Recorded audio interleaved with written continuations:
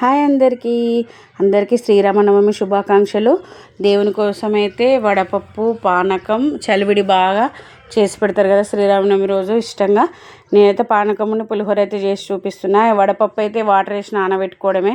చలివిడి కూడా చాలా ఈజీ. అవి పొద్దున్నే చేసి పెట్టేసిన. ఒక గిన్నెలో వాటర్ వేసుకొని బెల్లము, ఇలాచి పొడి, మిరియాల పొడి, తులసాకులు వేసుకొని కలిపి పక్కన ఉంచుకుంటే బెల్లం కరిగితే పానకం రెడీ అయిపోతుంది.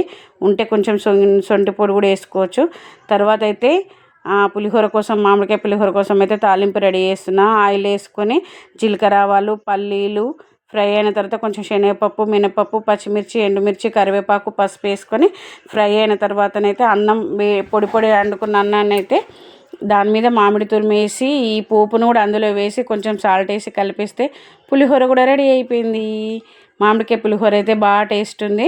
ఇప్పుడైతే దేవునికి పెట్టేద్దాం పానకమున్న పులిహోర. మా వీడియోస్ కనుక నచ్చినట్లయితే లైక్ చేయండి.